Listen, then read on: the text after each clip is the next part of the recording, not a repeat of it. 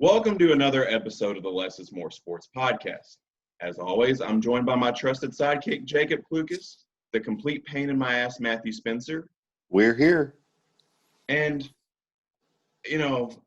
as most fans of the show would remember, that I'm usually a lot more energetic before we start each episode.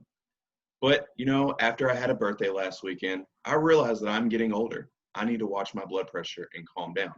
Not to mention that this week has been a very argumentative one. Spencer, half the week, wants to argue with me about bread. Lucas thinks that I'm arguing with DJ about yogurt. And speaking of argumentative, I want to introduce our guest on the show, Sam Murphy, the editor-in-chief of the Breakdown Sports, and a friend of mine from college, who comes up with some of the hottest takes you'll ever see. So, Sam, how's it going, my man? I'd like to disagree with that point right there, but, I won't disagree with the argumentative. I'll argue with the best of them, but how's it going, fellas? Good. Now, not to start too much arguing first, I do want to point out that we have the biggest LeBron fanboy as a co-host in Lucas and the biggest LeBron hater as a guest in Sam. Oh, I thought you were talking about me, but you're not a LeBron hater, I'm not really a LeBron hater. But you kind of looked guilty off that comment, though. I just don't like the fanboys. I don't like fanboys either, but you hate on me for hating on Lamar fanboys. But you know what? Well, your hate comes out towards Lamar. No, it doesn't. Yeah, it does. No. Yeah, it does. Okay. Yes. Regardless. Look, here we go with the argumentative. Watch your blood pressure. Exactly. Spencer, I'm trying to keep my blood pressure down. I'm getting all Got I got to calm down. All right. My fault. Before we get started, we ran for the fans. We ran 2 Twitter polls early in the week. 5-star combo guard in the class of 2021, Trevor Keels, has announced his final 3 for his college commitment, and that is Villanova, Duke, and Virginia. So I posed the question: where is Keels going to play his college ball? 48% of the fans said Villanova. The other poll, 5-star combo guard in the class of 2022, Sky Clark, has narrowed his college commitment list to 4, and where UNC received 50% of the votes. Spencer, you're the UNC fan here. What have you gotten a chance to look at Sky Clark? I have not been busy with this COVID stuff, but you know how I feel about high school recruits, so.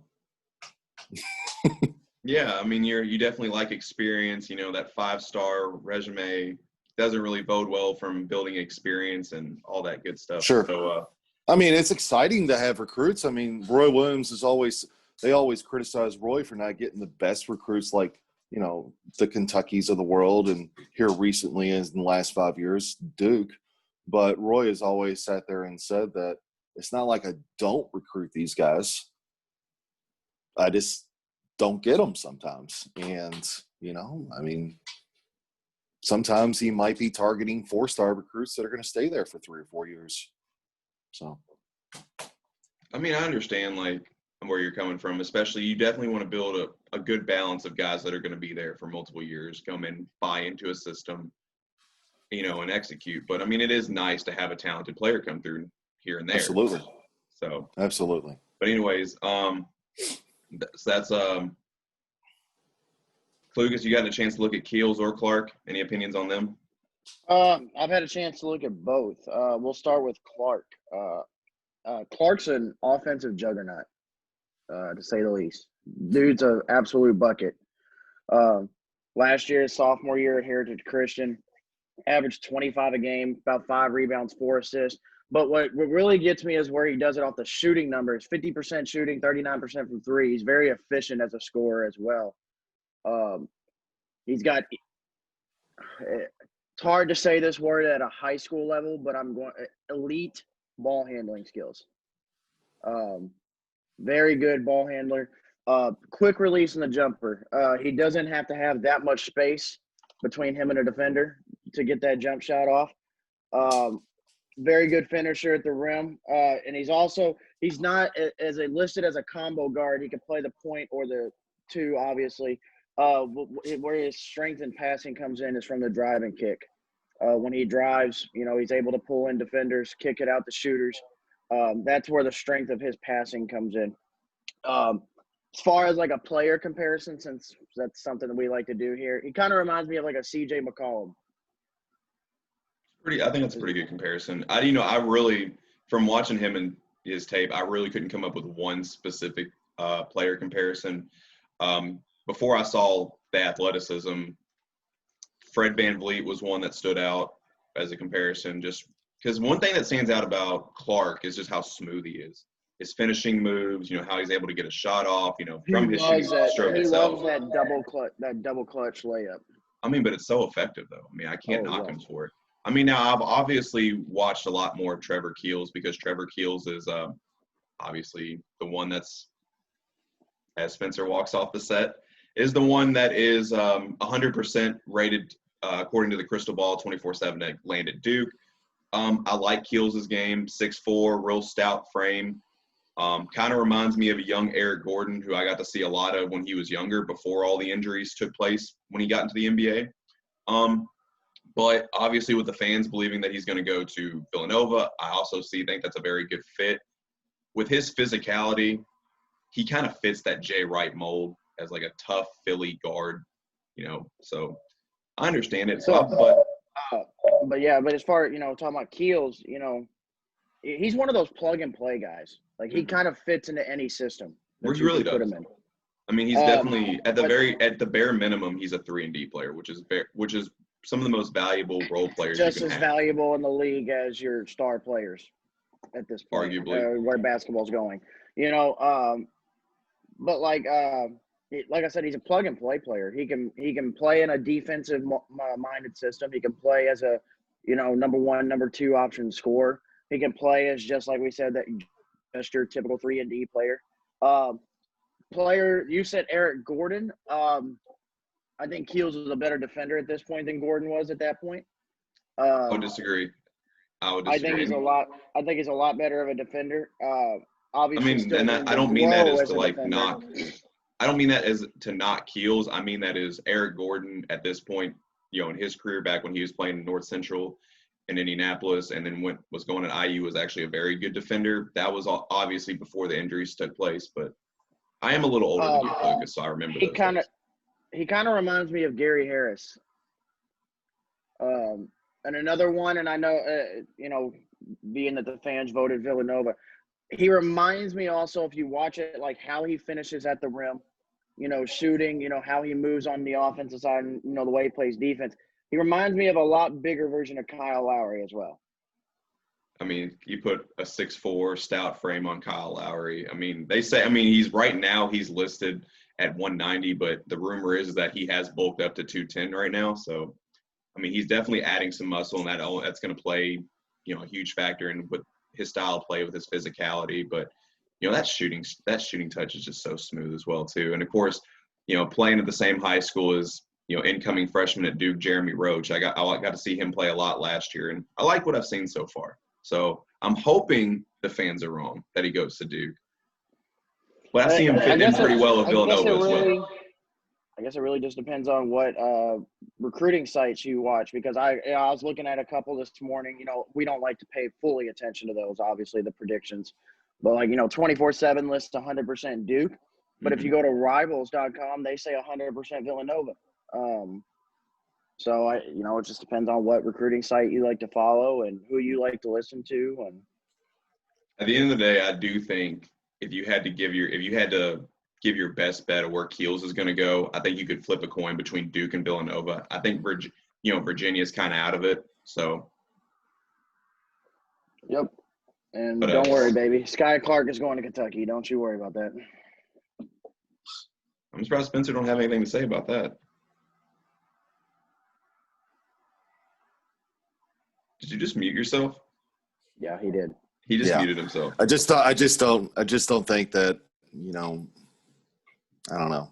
I've never been a big proponent of incoming freshmen. They're great. They look good. The problem is that they don't really fit into the chemistry well before their sophomore season. And so if he wants to go to Kentucky, he wants to go to Kentucky. But yeah. They don't they rely too much on themselves. They're individualistic is what I'm trying to say. And I mean, you've kind of seen that play out. They don't trust their teammates to make the extra pass, and it's not really conducive for a team environment yet. So if they can come in and they can buy in quick, that's great, and they can offer a role. That's fantastic. That's what produces championships, and that's what we're all thinking about at the end of the day. Kentucky's thinking about a championship. Duke's thinking about a championship. North Carolina's thinking about a championship. So, and development. So, I mean, there's a lot of development that goes into these things. And, when you're 19, the frontal lobe of your brain hasn't developed, as it should, as a senior in college or a junior in college. And, all these factor in. So I'm excited. I mean, I'm always excited about new prospects, and I don't diminish recruiting one bit, but that's how I feel. It's never going to change either. So it's just it's biology, and it's really, I don't know. So I'm surprised that Sam hasn't had anything to say about this. Hey, we just come in slinging strong ass offers. I mean, that's all we do. We're gonna win. Fair So, enough. little bit of breaking news I just got coming across my phone. Dalvin Cook just signed a 5-year, $62.5 million extension with the Vikings. I'm really glad you brought that up. What was his Because original when Dalvin Cook contract was coming out of Florida State, this man to my left told me that he was junk. And that because he wasn't a first-round pick, he was junk. I'm talking about Sam Murphy. Oh. What? Well, he's not Yes, really you. to your left. To my left. Yeah, Okay. On my screen, it has Sam. So Sorry. On my screen, he's below me, bottom left. But Okay. All right. Well, my screen's recording, and so hopefully the fans see that to my left is Sam. But Well, I mean, I always thought he was junk. I mean, what's wrong with you all? he's been put in a good situation, unlike the real best back coming out of college in that No, we draft. can't say that anymore. We can't say that anymore. I said coming out of college. He was the best back coming out of college. No, I'm saying best. He wasn't put in a good situation. I'm saying he's in a good situation now. Leonard? Yeah, Leonard's in a great situation now. But, I mean, he hasn't been able to show himself. He hasn't had a quarterback his entire career. So, he was playing with Brandon Harris and Danny Etling and Blake Bortles and Gardner Minshew and Nick Foles. That's not a string of quarterbacks who are going to help a running back. I mean, you can't really consider Nick Foles as helping him. I mean, I think Nick Foles would have helped him. No quarterback has helped him so far. And at LSU, he ran against 9-man boxes, and they were calling out the play before it happened his entire sophomore season, and he still ran for 150 yards a game, like the SEC, the best the SEC's ever seen. So he was the best running back coming out of college. So, I mean, definitely from a prospects standpoint, I remember watching Leonard when he was even in high school, and you could just tell just the way he ran the ball, how he carried himself out there. This guy was the real deal. I'm not knocking Leonard Fournette one bit. Even when Lil Wayne tweets about you saying that you're the real deal, you're the real deal. This is a guy that comes out with songs predicting the championship before it happens. So I think he's a pretty good sports mind. Hopefully we can get him on the show sometime. But no, Leonard. Spencer just sighed. I'll get my that would be awesome. I'll get my Louisiana friends on it. Get him involved. But no, Leonard, I mean, you're absolutely right. Even in Jacksonville, teams are able to stack the box. So, I mean, they know they're going to hand the ball off to him. And he still gets his numbers, but now he's going to have a lot. You can't – now it's like try stacking the box against Brady. Not going to work. The excuses are gone. So, I'm hoping Brady can, one, get his head on his shoulders straightened out because he's been a head case ever since he got in the league. It's been downhill. Christian McCaffrey and Dalvin Cook have both surpassed him in terms of running backs from that draft. And I think even Alvin Kamara was in that draft, so he's not even top 3 from that draft right now.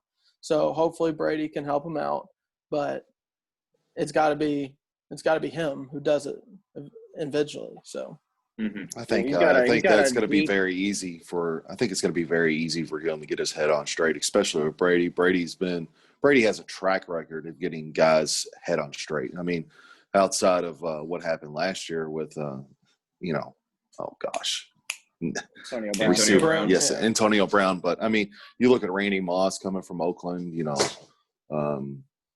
it's Brady's going to expect and demand, and when you have winning, kind of cures everything, and you know you're going to win with Brady. You know, I don't necessarily know how far they're going to go this year, but you know you're going to win when you have Tom Brady, and when you see the amount of weapons that they have around, defenses are going to have their hands full, and so that's just going to open up the box for Leonard Fournette to get 5, 7, 12. What were you saying, Clucas? But at the same time, he's also. I mean, he's not gonna be like a star. He's got a deep running back room to fight for spot on as well in Tampa Bay. I mean, you've got granted, he's not the player of old, but you've got Shady McCoy in that running back room. You've got Ronald Jones in that running back room. Who people argue that Ronald Jones is a better fit in Tampa Bay system with Brady because of that receiving back out of the backfield.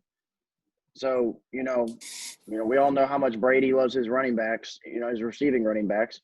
So, I mean, I'm not saying that Leonard Fournette's the most talented running back in that room, no doubt about it. But it's not going to be easy for him just to walk in and get carries right away. Arians said at least 20 times this offseason Ronald Jones is the guy, but has also signed 4 other running backs to the team in that time. So, and went out and got Leonard Fournette whenever he could have gone somewhere else. But I think by the end of the season, it's Leonard Fournette's job. Easily. I mean, I think so too. To Clucas's point about Ronald Jones being the better receiving back, I think you can have the sets where you can run the shotgun formation where you give the option to either hand off to Fournette or have Ronald Jones coming out of the backfield as a receiving threat. So, it goes hand in hand. But trying to transition on, I am going to introduce Sam more often as the editor-in-chief of the Breakdown Sports. So, Sam, kind of tell me about what the Breakdown is all about and what separates the Breakdown from other sports sites. Well, the Breakdown was started beginning of 2019. Kind of started out as a small group. I was one of the first people involved. And we've grown a lot of turnover, more writers and stuff. Some people leaving and going to the Action Network or other places. But we have about 30 people on staff. And it's all things sports, really. We have a lot of – but I think the one thing that sets us apart is we embrace gambling because of how the legislation has started to change over the past couple of years. And it's hard to get information like that outside of like Barstool Sports or the Action Network. There's no real written content anywhere that's free and available to everyone. And I think that's what we have done in the last year and a half or 2 years that have separated us is the fact that it is free. You don't have to pay anything to get your picks. And that's basically what we want to offer is free picks for people and help everybody get into and embrace gambling. So you talk about being one of the first people to come on to the Breakdown. How did you get involved with it? I had interacted with Jordan Whitney, the founder, on Twitter a few times over the couple of years, like through Red Sox Twitter and just kind of through I'm a bandwagon Red Sox fan, I'll admit it. Like, I'm very fair weathered in my support because baseball is usually on during all the other sports I like. So if Red Sox are good, I'll tune in. But other than that, but in the middle of their World Series run, we were kind of interacting a lot. And then after I graduated, I was looking for kind of an editor/writer role, and they had something open. So I took that on and then transitioned to head of college football for last season. And in February of this year, moved to editor-in-chief. Now, being that you're college football being your area of expertise with the breakdown so far, you are an avid LSU fan. So, before we get started with your Week 1 predictions for the 2020 season, what's LSU looking like this year? There's a lot of disrespect, honestly. Like, yes, we lost Joe Burrow. We're never going to have another Joe Burrow. There's never going to be another Joe Burrow in college football history. So, I mean, that season that he had, that season is unreplicatable. So, this year, I mean, losing Jamar Chase, losing Tyler Shelvin, probably your best two pro talent or pro prospects on both sides of the ball, doesn't help, along with all the departures from last year. But they also have the talent in place. Like, they have a fourth-year junior at quarterback who's been there for 4 years. He spent 2 years under Joe Burrow. Like, everyone said he had a better arm than Burrow, but I mean, Joe just had the intangibles and like the accuracy and the talent that that Miles Brennan didn't have. So this year, I mean, with the SEC only schedule, there's cakewalks, but like it's not like a McNeese State kind of cakewalk. It's Vandy and Arkansas, but I mean, I expect 7-3, 8-2 still. Like, they're not going to fall off a cliff like a lot of people are predicting. So I think it'll still be a good year. Miles Brennan proved that in the right system he can put up numbers. When he was in high school in St. Louis, I mean, just put up Star Wars type numbers. Now, granted, not maybe the greatest competition level in Missouri, but for me, with all the departures, Joe Burrow, Justin Jefferson, et cetera, the biggest, in my opinion, now I'm not the LSU fan here. You could very well disagree, and that's fine. But the biggest departure for me was Joe Brady. So what kind of coaches are they bringing in to replace that offensive mindset that they lost with Brady? Well, they've brought in Scott Linehan, and they also have Steve Ensminger still, who was technically the offensive coordinator. Right. I mean, he basically just did a year-long internship with Joe Brady, like in terms of they had tried to transition to the spread, but Steve kind of got to learn from a younger-minded coach, and then now they bring in a guy who has NFL head coach experience, NFL offensive coordinator experience, and he's going to step into Joe Brady's role. So I think Steve can bring what Joe brought to the table last year, but Scott Linehan will also bring in kind of a nuanced version of what they did last year. I don't think it'll be too different. It just won't produce the same numbers that it did last year because that's almost impossible to replicate. I was like, now people are actually starting to expect it now. I mean, last year kind of caught everybody off by surprise. I mean, this is not your mother, not your father's LSU, that the caveman offense. This is air raid. I've always said, like, LSU has only needed like just a 3,000-yard passer to be competitive with Alabama. And we got a 5,600-yard passer that threw 60 touchdowns. So, like, we don't need that. If we got 60% of what Joe Burrow did last year out of Miles Brennan, we'll be in every game. They're like that's a winnable game. Florida's a winnable game. I'm not saying we'll win it, but Miles has to just do 60% is what I'm expecting. So I think they win that game. Florida? I think I predicted that earlier in our podcast history. Say that again. I think I predicted that earlier in our podcast history that I had LSU beating Florida. You did. I'm not high on. We just disagreed with you, but yes. I'm not really high on Florida, so. Well, I like Florida though. Well, I don't, but still, they're not in the conference. We don't really have to worry about them. They took us off the schedule. They didn't want to play us anymore. So, I think Florida will be good. If it's a normal year, I think Florida beats LSU. But if Miles Brennan's first true road test is against a 25% filled swamp, it's not as difficult. Same with Mac Jones coming to Alabama. It's not going to be as difficult, or Mac Jones coming to LSU. If Death Valley is only 25% full, it's just not going to be as difficult. Clucas, I Let already me know what tell you're you. gonna say. Let I me already know tell what you. you're gonna It say. will not. It will not be Mac Jones making that trip to Death Valley. I can tell you that. Mac It'll Jones be will make the Bryce. trip. I don't know if he'll be a starter. But He'll make the trip, but Bryce Young will be playing in that game. Bryce Young is, watching these recruits. Bryce Young is just a phenomenal talent. He reminds me I of know. a I hate taller that they version. got him. It makes me so mad. Like Right. USC, do one thing right and just keep one guy in state, please, for my sake. Like, just be better. Sounds like Recruit better. Spencer with Miami.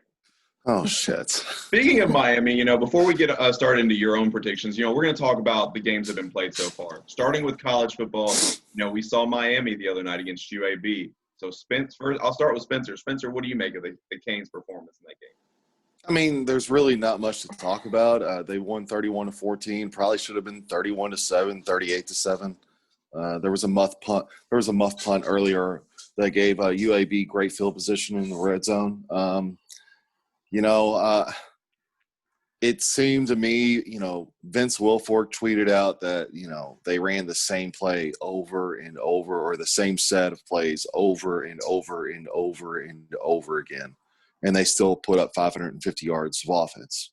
I mean, so it just goes to show that I don't think that Miami put the playbook out there, and they still got over 500 yards of offense. De'Aaron King is, he's as advertised. I think he's going to be a great quarterback for us, and Miami's been missing that for the last 15 years. Really haven't had that great quarterback. Had some playmakers there, but just haven't had a great quarterback. Defense is still questionable, especially the defensive line, offensive line. But I'd say there's a pretty good reason for that. Yeah, I was gonna say.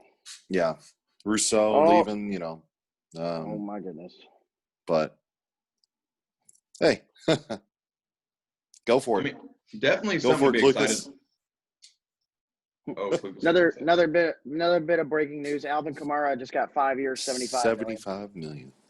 Running backs are just getting paid on the show right now. Yuck. No. Yuck. Yuck. Why yuck? I'm not Because- all for paying your running back. No, it doesn't do it. Like, I'm people sorry, pay their but running like, backs just I'm they don't sorry. win. If you sign your running back to big money, you're wasting money that you could be using at more valuable positions. Clucas. I just think Kamara is small and I feel like I tried to fragile, convince this to you about 3-4 years ago, and you were not on board with me at all. Now you are. I'm happy to hear it. Yeah.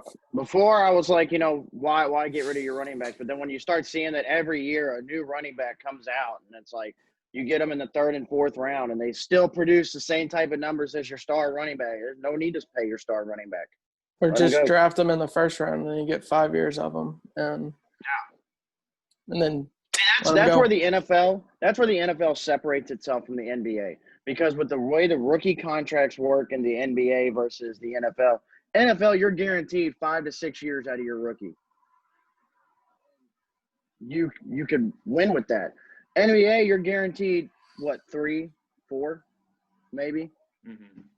And so and in the NBA, it takes a while to, for development and all that, and, to actually put the right pieces around. First of all, you have to be drafted to the right organization in the NBA. So,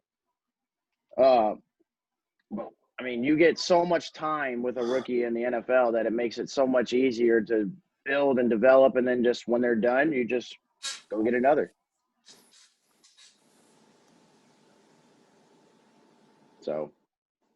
But, I want to talk about Miami a little bit just for Spencer. I don't even pay attention to Ohio State. I don't even know why you pay attention to Miami. Because, I care, Spencer. That's why. I care about my friends' teams. That's why. Ulterior motives.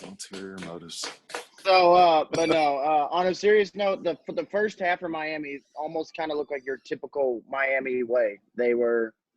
They struggled a little bit on offense. Not really struggled, but to put points on the board.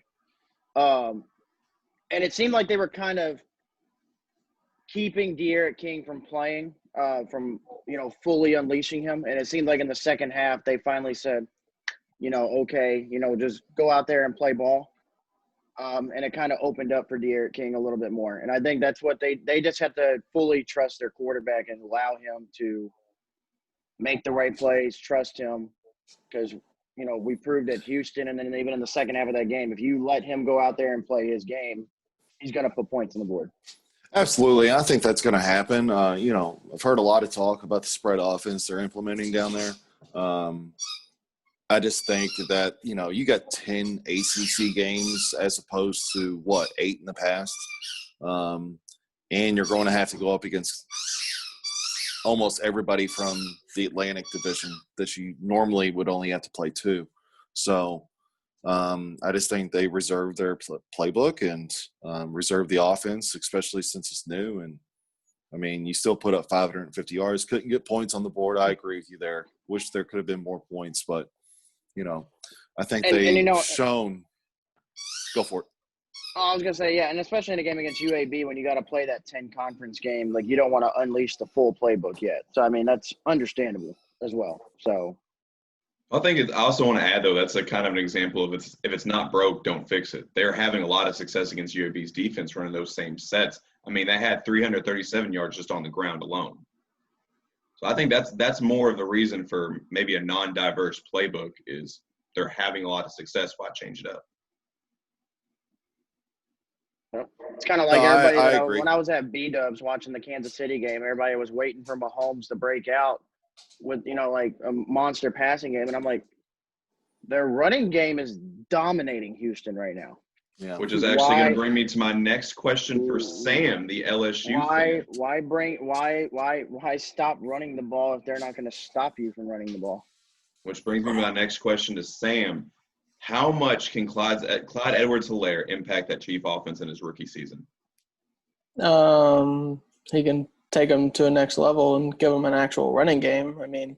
Damian Williams has been fine, but Andy Reid's offense produces good running back play. So Clyde being basically in the exact same offense that he had about 1,800 yards total scrimmage yards from scrimmage last year, and now he's playing in the exact same offense with a better quarterback. That's hard for me to say, but a better quarterback, better weapons on the outside, and a better tight end. If they just stay in the same personnel, and this is what LSU had success with last year, is they stayed in 11 personnel all game, and the defense couldn't substitute. So, you saw the impact he had on the ground, having 25 carries, but he didn't have any receptions out of the backfield. So that's really what separates him from any other LSU running back coming out in the past is he's the perfect third down back. He can pass protect, he can run the little short every route out of the backfield, and whenever he eventually gets involved in the passing game, it's just going to make him even more lethal. And that's the thing. The Chiefs haven't really had that dominant running back since Kareem Hunt. And obviously we only had a handful of games before he drop kicks a woman in an elevator, and we don't see a Kareem Hunt and Patrick Mahomes tandem in Kansas City. Jesus. Boy, but had none of that happen. Jesus. That was going to be but now that you're giving offense. The most potent passing offense a running game, not only how do you defend him? If you stack the box against the running game, Mahomes is going to eat you alive. You keep him off the field. But that comes into my next point. Now that they have a running game, they can also manage the game and control the clock as well. And that's and when you sign guys like Chris Jones and keep Frank Clark on the team, that's only going to help them out more. Because if you're going to the leader of the defense has completely changed the culture there. So, yep. Still, you can keep them off the field, but it has to be, I don't know. You would have to – sorry, I just had a loss for words today. That is a first. I know. I woke up about 45 minutes before we were supposed to start this. So it wasn't me this time.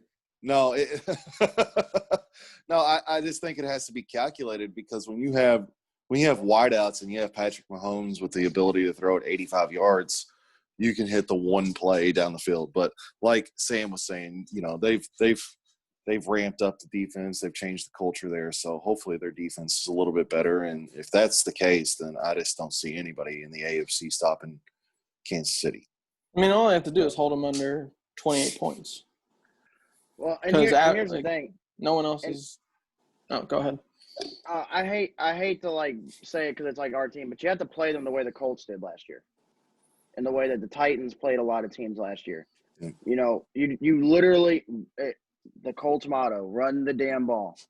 You just got to run and you have to be effective with it. Like you can't, you have to actually eat clock, and play that kind of football. Just like that's how the Titans beat Baltimore last year. They just kept Baltimore off the field. Well, I think that's the scariest part of what this game showed is they weren't the big play Chiefs team that we've seen the last couple of years. They were slow. They were methodical. Patrick Mahomes was just hitting little short passes. Clyde was running great, and the defense played well. So it showed that I think they could win either game, a shootout, or if you want to slow it down, they have the ability to do that too now. That actually brings up a question that me and my friends were talking about last night because, we're talking about teasers and, what we're betting this week. And I told one of my friends that, we're really conservative in the first couple of weeks. How much more are we conservative this time around, considering there's no preseason games, there's little practice because of COVID. I got burnt last year. Usually I'm very successful in NFL with teaser bets. I got burnt last year. It was just one game in a 5-game spread. It's just killed us. So what do you think, Sam? I've kind of drifted away from teasers, especially in the NFL, just because there is that one game that can just completely mess up your whole day. And I mean, if I'm doing a multiple pick bet, then it's probably going to be a money line parlay that I feel like there's something like that. But it's not – I've kind of gotten away from the teasers. But, I mean, my view of it has been coming into the season, there hasn't been as much hitting or tackling as there has been in years past. Like, you don't have the game action. You have 3 weeks maybe of tackling drills and like live contact, and maybe some of those, like I've been listening to a few other podcasts, and one with Jacob Hester, former LSU running back who played a few years in the league. He was saying that they haven't actually, none of the people that he's talked to say they have actually, that the teams have been live. They've been more hit and wrap, but no bringing to the ground. So I've been more leaning overs for week one, especially, and I think that would be a byproduct of, I don't know if I have a feel for spreads necessarily. I'm more leaning totals for this weekend, just because there hasn't been the preseason where you can see backups and other players just ramp up a little bit. But like, I just think there will be a lot of points scored this weekend, and some teams will look better defensively than others, but I don't know how great across the league the defenses will be. I mean, that was a common trend with technically the first week of college football, with the Navy didn't even tackle in the opening weekend or before the first game. Like, I'm betting every over after that. Like, they didn't tackle one time before their first game, and they got beat 55-3. Right, exactly. I mean, that's kind of where that's when I'm going to transition to my next question. I'm going to bring up, your article, the return of the dumb brain segment, season 2, week 1. Mm-hmm. And the first, and I kind of, as we just talked about, first week of the season, a lot of high scoring, a lot of scoring, especially from the, what's the word I'm looking for? Mid-major teams. But as kind of what you spoke about is the first real big game of the year, Syracuse versus North Carolina. You predicted, North Carolina being favored by giving 22.5 points to win the game. Kind of talk to me about what you like about this North Carolina team, maybe what you don't like about Syracuse, or, how they match up against each other. Well, I'm actually on Syracuse plus 24 which is what it was about an hour before kickoff. Mhm. But, I mean, I think North Carolina's headed in the right direction. Mac Brown's been recruiting really well, and they had Sam Howell perform really well as a freshman, and just leading into this year, like, one thinks they should improve. I mean, and they're the darling of the offseason. Like, everyone, if you have a dark horse pick in the ACC, it's North Carolina, or dark horse playoff team is North Carolina. They were 6-6 last year. Like, I think they'll be better this year, but I don't think they're going to be like Clemson level good. So I have a little confusion in where like the leap is coming from, because last time we saw Mac Brown, and like building a program, they never made improvements year over year.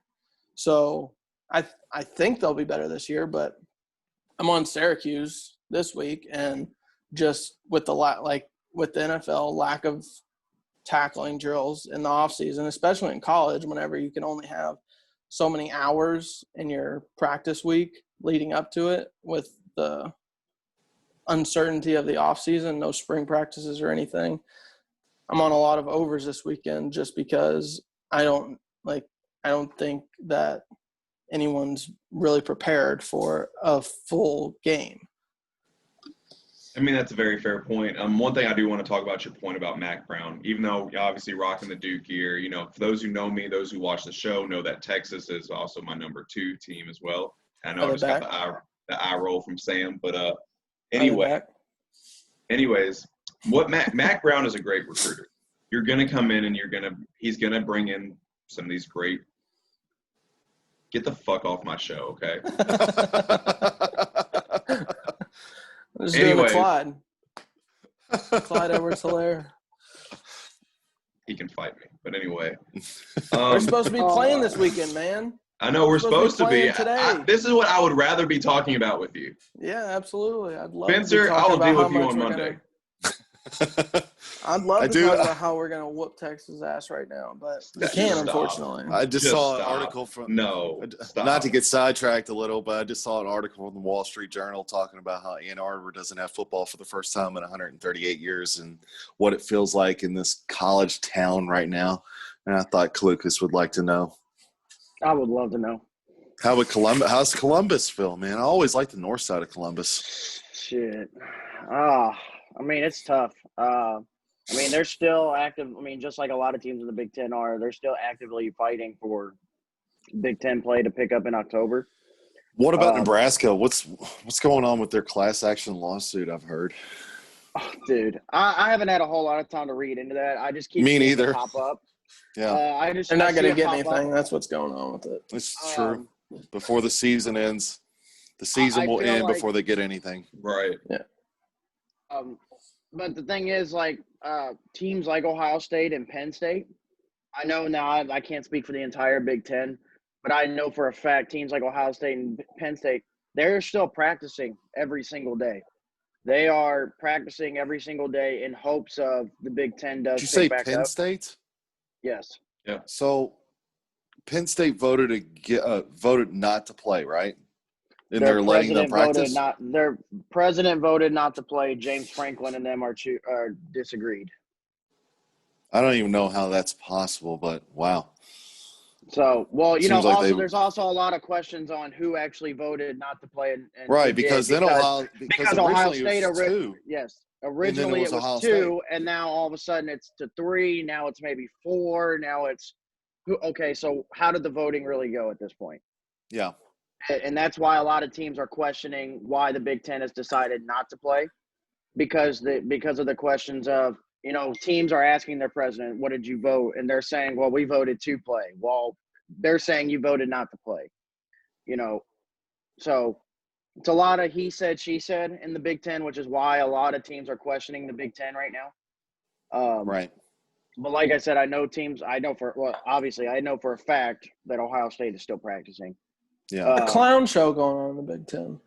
So it is. And it's sad because of the amount of talent that is sitting in the Big Ten that's going to not get to play this year. Justin Fields wants to come to LSU. He's more than welcome to. No, we're good. He tried that out in the SEC, and he left for a reason. Um, But anyways, all jokes aside, but no, they're still practicing in hopes that they play. I'm with you all on they're probably not going to have a season, but I'm still holding on to that little bit of hope that they do pick up at some point. Even at this point, I'm all for if they were to pick up in late November, early December or something like that, I'd be all for it. But then the question would be, what would the college football, committee do? Would they wait for the Big Ten to finish at that point, or Not a chance? But at the same time, where the argument's going to come in is, and I agree, I don't think they would wait either. But where the argument's going to come is, you're going to have a team like, let's just say Notre Dame or somebody, or Georgia or somebody that 8-2 but slips into the college football playoff. But the Big Ten finishes, and you get Penn State that's 9-1, or Ohio State that finishes 10-0 or 9-1, and they're going to be like, well, we were much better than those teams, and that's where the argument's going to come for years to come. You should have played whenever everyone else was playing. That's pretty simple. It's not the individual team's fault, but I don't even understand the logic behind trying, because I know the Big Ten has tossed it out there that they're going to try and play in the winter, maybe the spring. But I don't even understand that logic, because winter is probably going to be the hardest time for this entire COVID, because then you throw into the factor of flu. So I just you also can't preach that you care about player safety and expect them to play 8 months of college football out of a 12-month calendar year. Like, it's not safe for them to play until March or April and then have them pick back up in September of next year. Absolutely. You can't do that. You cannot do that. There's no way you can have two full football seasons in one calendar year. But I will say, if they, from what I've seen, a lot of teams are pushing for mid-October as a potential startup for the Big Ten. If they started in mid-October, I could very well see the college football playoff committee pushing, waiting for the Big Ten to finish if it's 1 or 2 weeks. Well, if they start in mid-October, they can finish before the playoffs start.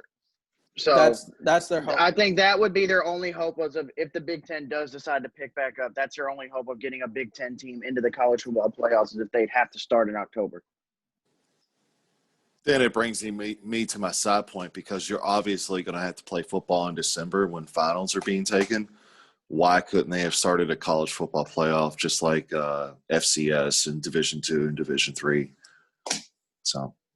Or, you also have, like, the other factors or the other idea of them doing the bubble environment in, like, Indianapolis and Detroit and other dome cities. Like, how are you going to pull college athletes off campus and still call them student athletes?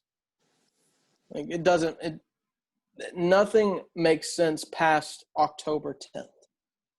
If you start at the end of Thanksgiving, you're just playing just to play. Like, there's nothing you can play for. The Pac-12 is not going to join you, so you can't even play the Rose Bowl. So, like, other than a Big Ten championship game with 8 of the 14 teams playing, like, there's no real point. I think the Pac-12's got bigger issues right now. You're playing for film at this point. Exactly. Yeah. Pac-12's got huge issues right now, and it doesn't even involve sports. The entire West Coast is on fire and being evacuated because of air quality. So, yeah, still going to transition to the next game. You have the important game that I care about, the Duke versus Notre Dame game at 2:30 today. Go Duke. Have Duke a plus 20. Go Duke. Go Duke. Go Duke. Holy shit, Spencer is cheering for Duke. I will tell you this. There's a lot of North Carolina fans cheering for Duke this week. I'm struck right now, because this is the only time I'll ever hear Spencer say those words, and it is music to my ears. But I'm kind of reading your description. I just think it's BS, because Notre Dame just gets to pick and choose what they want to do. But we're part of the ACC this year. We're going to be independent next year, but we're part of the ACC this year. We're going to ride on those coattails. They course they wanted a weren't place playing to this play. Go find 10 independents. Have their own conference. But anyways, back to Sam's article. No, I just like how you have Notre Dame as your do not bet team. Kind of elaborate on why last year they were in that category. They infuriate me. Like every time they're on a national stage, they're such a letdown. Yes. Like last year, Labor Day weekend or Labor Day night, they played Louisville at Louisville. Louisville stunk last year. Like there's no reason Notre Dame should have – like all they had to do was cover 17.5, and they didn't do it at all. They didn't even come close to it. So Notre Dame made my do not bet list because I've gotten embarrassed by them time and time again. And so they're on one game probation lift. Like they're if they lose today, if they don't beat Duke by more than 21 points, I'm out. I'm out of Notre Dame forever. They're permanently on my do not bet list. Well, I also liked how they definitely have experience at the quarterback position, and I love how you worded that. Ian Book is in his 10th collegiate season right now. He played LSU when they still had Leonard Fournette. Like we're talking about Leonard Fournette on his second team in the NFL, and Ian Book played against him in college. He's been there forever. So I don't know. I mean, everyone says Notre Dame's going to be this good this year. They'll probably be good up until they get into they play Clemson and get embarrassed, and then they play Clemson again and get embarrassed again. So Notre Dame's going to do what Notre Dame does. Everyone's going to say they're good, and then they're not going to win another college championship, and they're just going to be irrelevant in college football. They're never going to win another college championship. Never. That is a long time. Okay. In my lifetime, when you and me both die off and they win a championship, I'm going to come see you in heaven and say, hey, never say never, buddy. Okay, in my lifetime, they will not win a college championship. Okay, there we go. At least that's a little more controllable. But transitioning. They haven't won since '88. Like, when are they going to win? Like, they don't. If they didn't win with, it might have. I know the key word here is a fair weather Red Sox fan, but your fan base should know a little something about ending droughts. I feel like. Yeah, but like. He's not in touch with his fan base. Come on. I don't live. I wasn't alive when the drought was going on. Like I know about it, but like you were alive when it was over. I was 9 in 2004, and I was like, I hate the Yankees. This team is coming back from 3-0 on the Yankees. I'm going to be a fan of theirs. So I wasn't even a fan during the drought. So seriously, think about that. There's like people who were born in 1920 who lived and they could have died before 2003 and never saw the Red Sox win a World Series. It's kind of crazy. Looking down from the afterlife. Or looking up, Or yes, depending on how you want to look at it. But transitioning into the next game on your schedule, you have the number one team in the country, the Clemson Tigers, with my child as the quarterback. Just want to throw that out there. As a minus 33 against Wake Forest tonight with an over-under of 60. Sam, what are your thoughts on this game? The Clemson revenge tour starts now. That's my thoughts. They'll probably beat them like 63-0. Like it won't be close. Wake Forest lost Jamie Newman, the only bright spot on their offense, and I mean, Clemson returns everybody pretty much except for T. Higgins and Justin Ross. So they got ATN back. They got a majority of their offensive line back. I don't have Isaiah Simmons or what's Jamar Chase's son's name? AJ Terrell. Terrell. Burnt toast. Yeah. Dude's still running circles in the Superdome somewhere. So, like, I'm sorry. Maybe this is why I should not be like an NFL scout, but to me, AJ Terrell wasn't even the most impressive DB on that Clemson roster. To me, it was Kayvon Wallace. That's just my personal opinion. The Eagles picked him up, I think, in the third round. I think it's going to be a nice little steal for them. I mean, the NFL draft night was like Jamar Chase's highlight tape. Every first-round corner that was taken was just Jamar Chase running circles around him. So, I mean, I can't hold it against AJ Terrell. He did it to everybody, but It's probably more coaching All I'm scheme. saying is, out of those first-round corners, we never saw him go against Jeff Okudah, so you can't say all the first-round corners. Or Damon Arnett. He went up against the best cornerback in the country and practiced every day. So, Derek Stingley Jr. You think Stingley's better than Okudah? You think Stingley as a freshman was better than Okudah as a junior? Correct. He was a unanimous All-American. Lucas might have something to say about that. The only defensive anything. unanimous All-American in collegiate football history as a true freshman. Man, it's facts. I am waiting for Lucas's response now.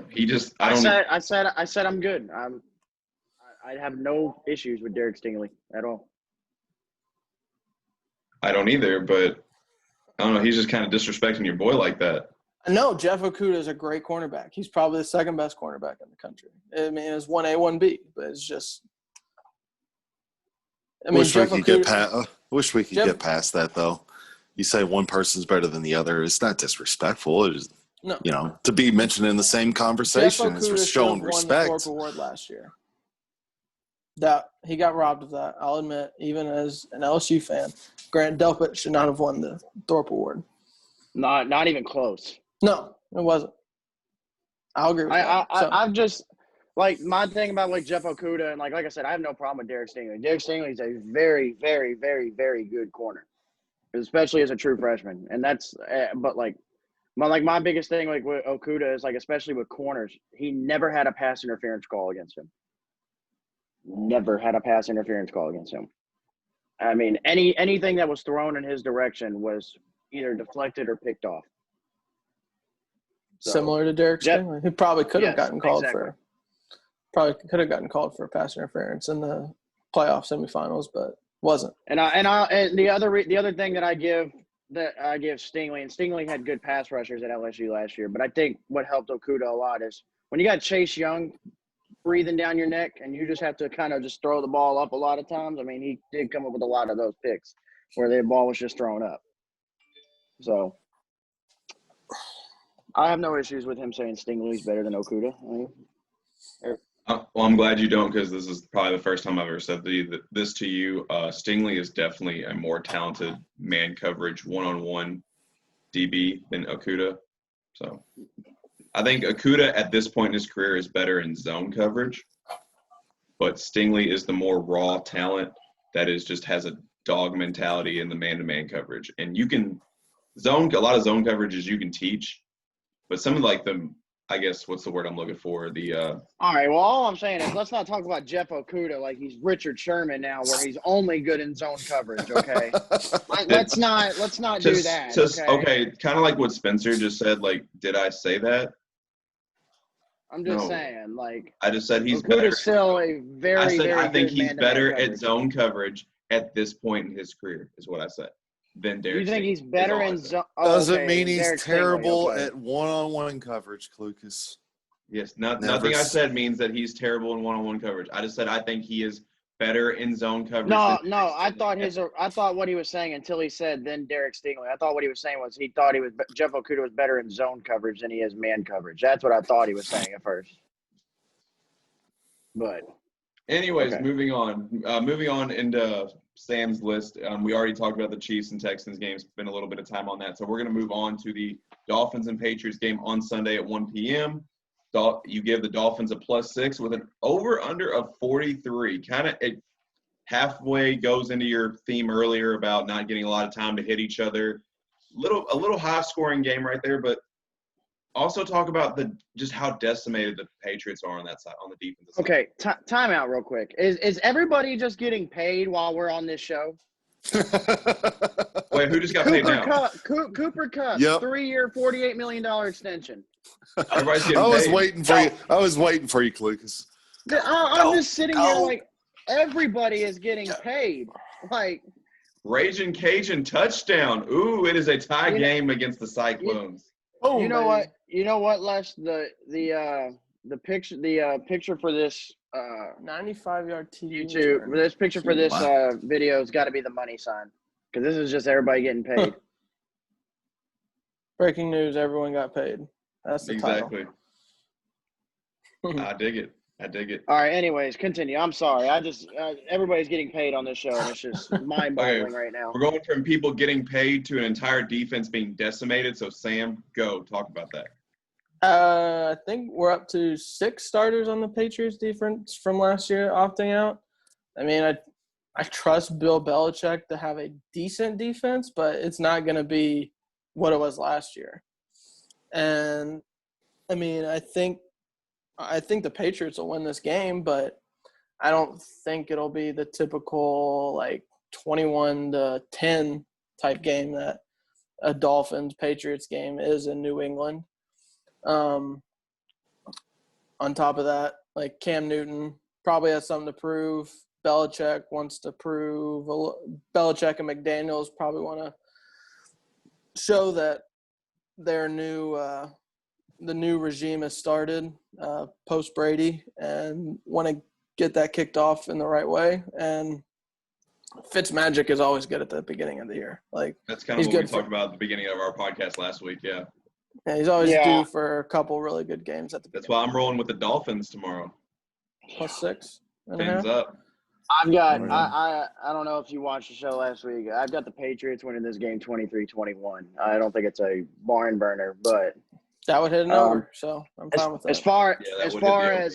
As far as the Patriots defense go, though, I think the most important piece that they have is what's going to keep them rolling, and keep having Stephon Gilmore still is what's going to keep them at an average defense at best. So. Yeah, I mean, they'll still be good. It's just it won't be as dominant as it was last year. It won't be historically great like it was last year. No. Moving on to – and the fact that this is not the Sunday night or at least Monday night football game of the week is an absolute travesty. It is, but I get why it's not. Huh? It is, but I get why it's not. Okay, we'll get into that in a second. The Buccaneers – given +3.5 against the Saints with an over under of 49 at 425 on Fox. Now, Sam, why do you get why it's not?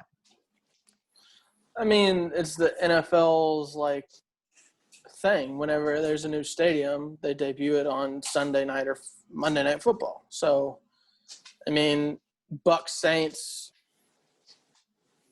Was Tom Brady on the? He was on the Buccaneers whenever they announced the schedule, but I mean, it's still the game of the week. Everyone's going to be on it. It's a nationally televised game. It's not regional, so I understand it. You just get 2 good back-to-back games, and the Cowboys are a bigger brand than the Bucs or the Saints are, so it's just the way the market works. So, no, I agree with that 100%. So you have the Buccaneers +3.5. You like the Saints, Nick? No. I'm on the over. I'm not touching any NFL spreads this week. Like I said, I'm on the over. There's Mike Evans. There's Chris Godwin. There's Leonard Fournette. Maybe Mike Evans. I would say Mike Evans is probably out. Questionable. He got upgraded to questionable today. Okay. So I don't think there's any way he doesn't play, especially since there's kind of a narrative that Marshawn Lattimore kind of he's dominated them in most games that they played. So you got Evans, Godwin, Fournette, Gronk, O.J. Howard, Cameron Brate, Michael Thomas, Alvin Kamara, Jared Cook, Emmanuel Sanders, Brady and Breeze. There's not going to be any defense played in this game. And there's no dome field advantage, so I don't trust the Saints to pull it out or cover the spread. So I just think it'll be more of a 31-28 kind of game and kind of a shootout back and forth. So it's kind of funny because Brady's always played better on the road in a dome than he has at home. And he's got Bruce Arians and Brian Leftwich calling it. And similarly to, I think, Belichick and McDaniels and Cam Newton want to get their new regime started off on the right foot and prove that they don't need Brady. I think Brady wants to prove that he doesn't need Belichick and McDaniels and the Patriots. So, I mean, I don't think there's any way this total stays under 50. It's not going to be a 24-21 kind of game. It has shootout written all over it. All right, and the last game that you have in the article, the Cowboys given a -3 against the Rams with an over/under of 52. This is the Sunday night game. Mm-hmm. Sam, thoughts on this game? Over. Like, give you. Well, I know you're rolling with the over. Like that's the common trend we talked about. But I mean, Over. I'm talking about like as far as how the game's actually going to be played. I mean, the Rams still have a lot of good defensive pieces, but the Cowboys, like other teams in the NFL, for some reason let the Cowboys draft CeeDee Lamb.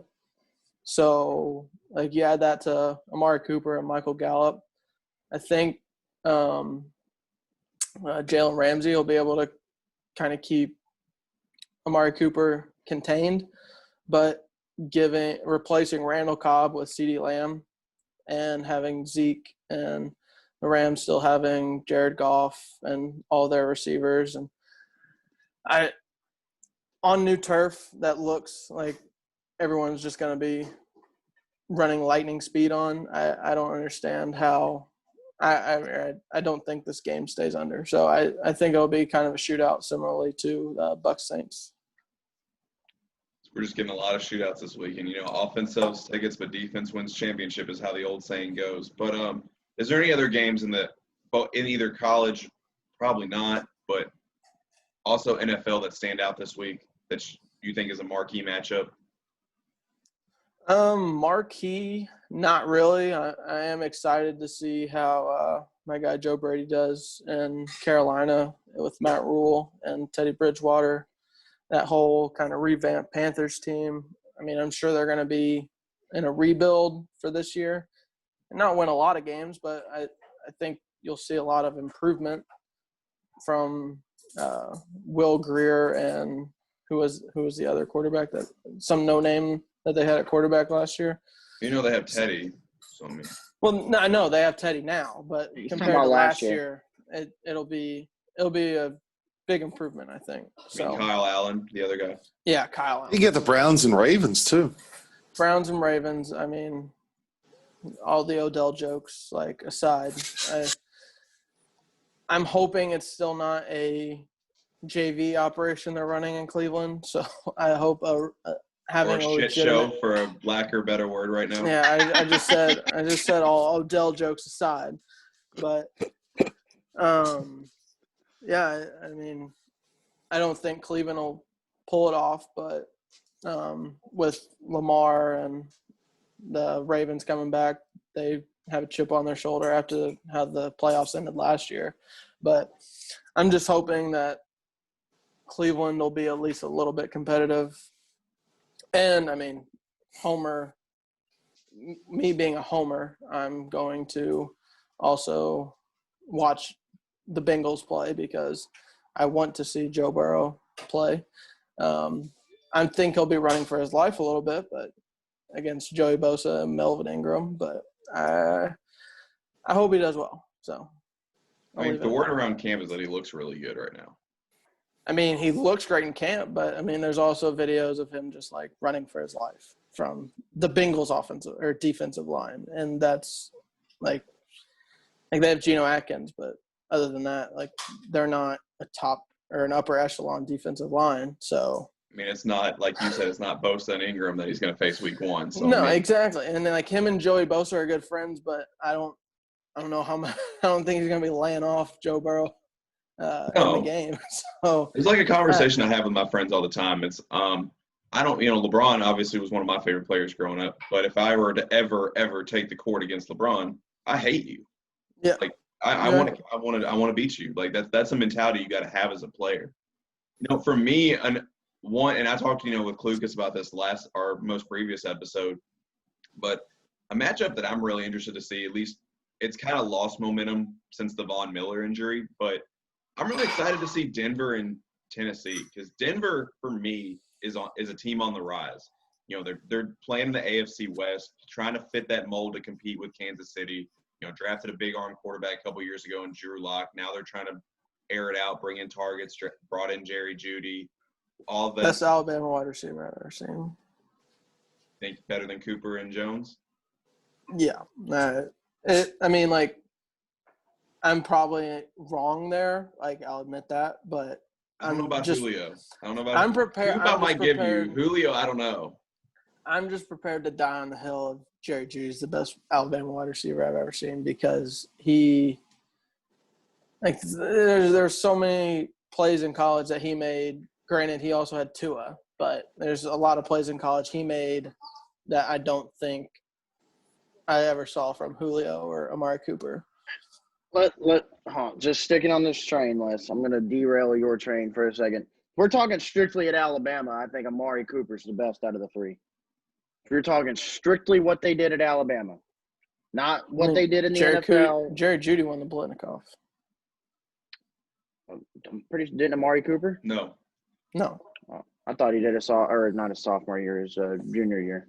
No, are you going off the numbers or just? I'm just going off what I saw. No, not you, Kluges. Kluges. I'm going off numbers and what I saw with my own two eyes.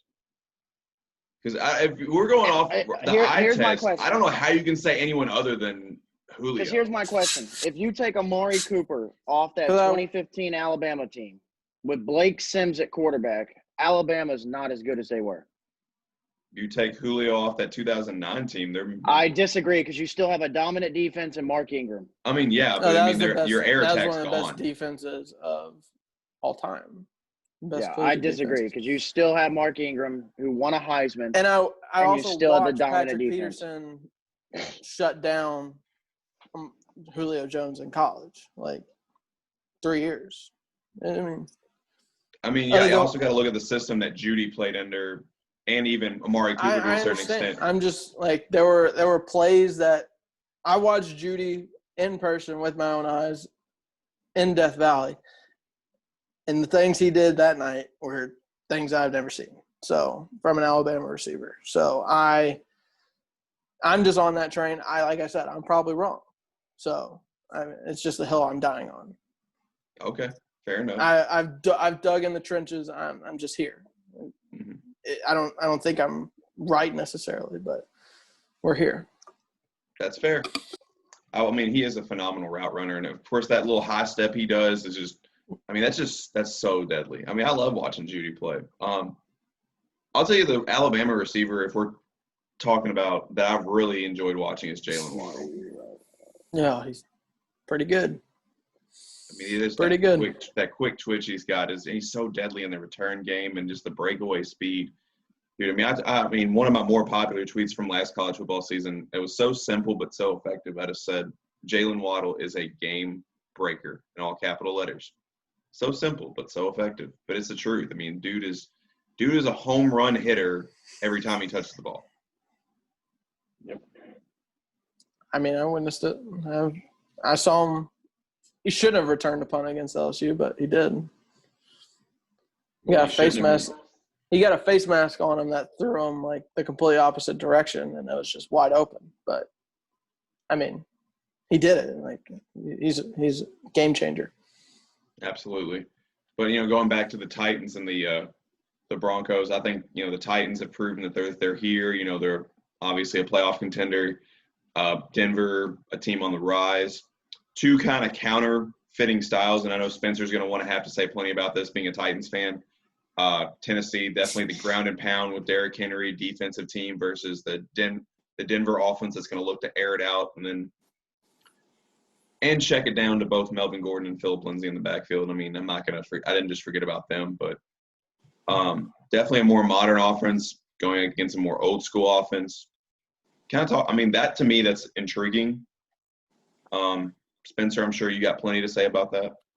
I mean, historically, Tennessee's never done well in Denver. Not many teams have. Just the elevation alone kills you.